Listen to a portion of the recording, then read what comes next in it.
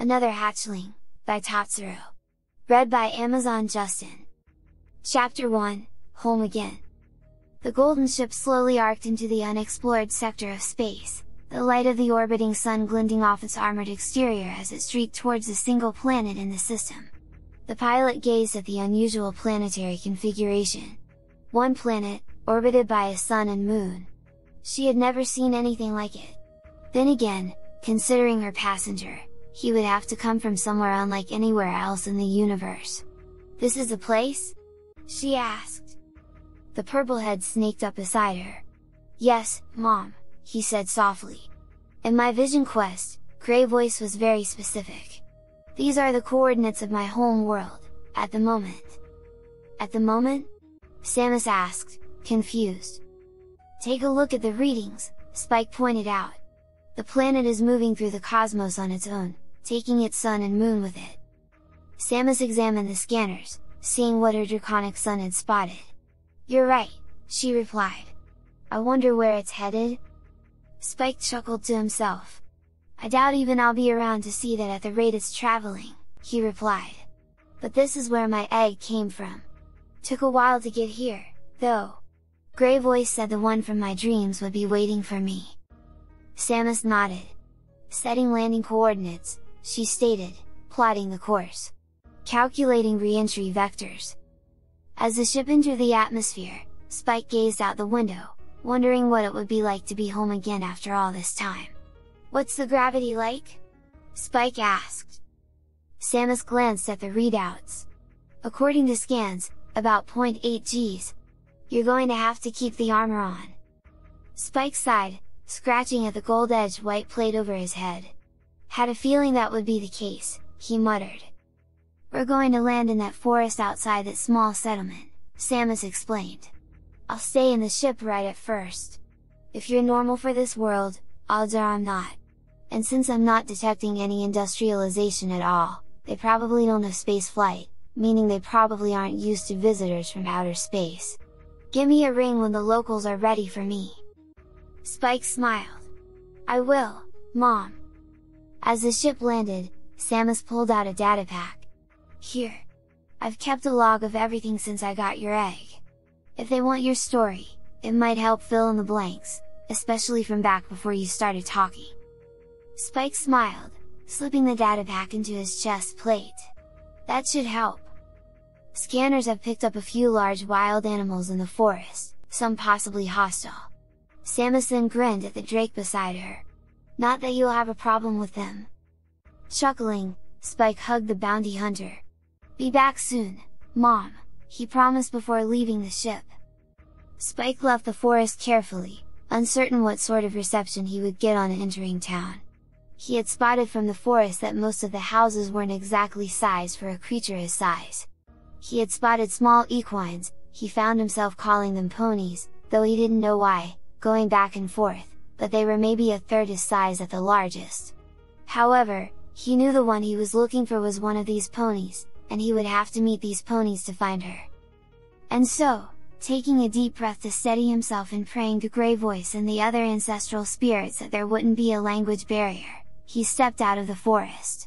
The sunlight glinted off the white and gold armor plates on his forehead between his horns, on his back between his wings, on the front of his neck, on his chest, on the upper portion of each leg, the open clawed gauntlets and greaves, and the length of his tail. The spiked blades on the spade tip also caught the light. He hoped he wasn't too frightening to these creatures. As he passed by a small cottage, a yellow pony with a pink mane and tail and wings on her back took one look at him, screamed in fear, let out a bleat that sounded like a goat, and fell flat on her back. Spike groaned, burying his face in his claws. "So much for first impressions," he grunted. "I never expected anyone to be so shy." Something stirred in his head. "Wait, Flutter, shy?" The pony blinked, rolling away from the big scary dragon and back to her hooves, her eyes wide. The way he knew her name and how familiar his voice was. "Spike?" she gasped softly. Spike smiled softly. I know you, oomph."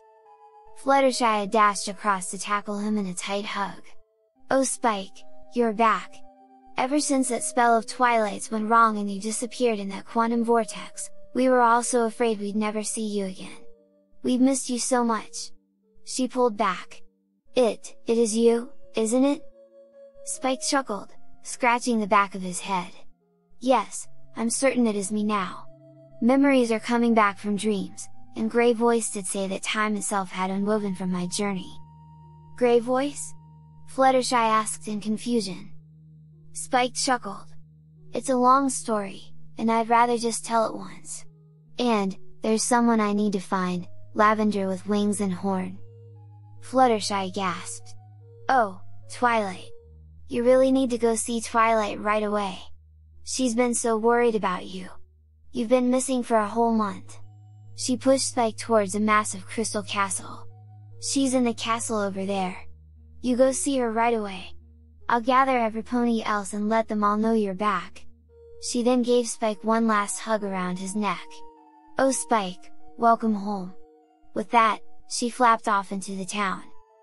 Spike stared after her, rather flummoxed. "Twilight!" he muttered, tasting the name. "Yes, that's her, I need to see her." He began moving towards the castle at a steady gait. As he passed through the town, many ponies waved to him happily. Apparently, word had spread fast, and everyone was happy to see him. However, he would have to talk to them later. Reaching the castle, he pushed the massive doors open. "Twilight?" he called out. "Twilight?"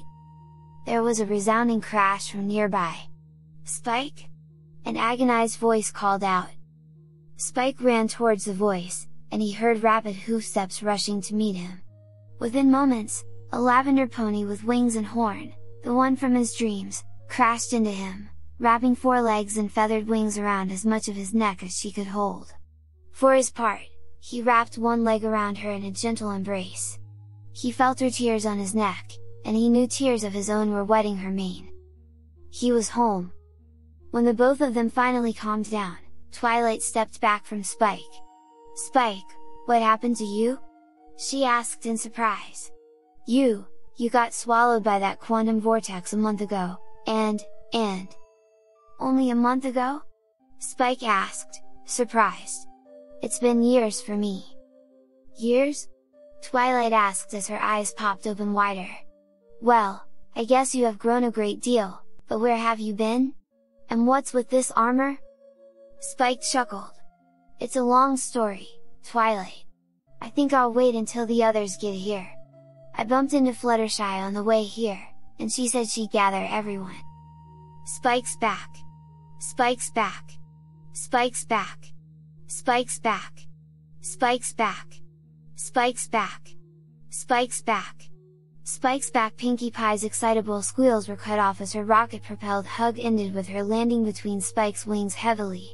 She blinked for a time. "It's huge!" she finished. "What in tarnation do you mean by that, Pinkie Wo Nelly?" Applejack reared back as she saw Spike. "What have you been eating this past month?" "Damn, Spike!" Rainbow Dash added as she flew circles around his spread wings. "Look who's grown up and gone airborne! What's Everpony saying about dear little Spikey Wah-ha-hi?" Rarity's question was cut off by her reaction to Spike's sheer size. You're ginormous!" Spike chuckled. "Yeah, I guess I don't need to be this big, huh?" He closed his eyes to concentrate. "What do you?" Twilight's voice stopped as they all watched. Right before their eyes, Spike started to shrink in on himself. His overall body shape remained the same, but he went from being the size of Princess Celestia to being about the size of Big Macintosh. His proportions remained the same, but he was now at eye level with all those around him. His armor shrunk with him, although his musculature became, if anything, even more defined. "Woof!" Rarity muttered under her breath. "Woof!" Fluttershy agreed, blushing. "Woof!" Pinkie proclaimed for no apparent reason other than because other ponies were doing it. "Are we being doggies now?" Spike chuckled. "I'm glad I'm not as intimidating like this," he admitted. "Took a while to master that trick." "That's mighty impressive!" Applejack praised. "But where you been all this time?" "Yeah," Rainbow agreed. "I mean, That armor makes you look like some kind of comic book space warrior! What's up with that?" Chuckling, Spike pulled the datapack from his chest compartment, its size unchanged. "Girls, it's a long story." "I'll get the snacks," Pinky shouted, dashing off to the kitchen.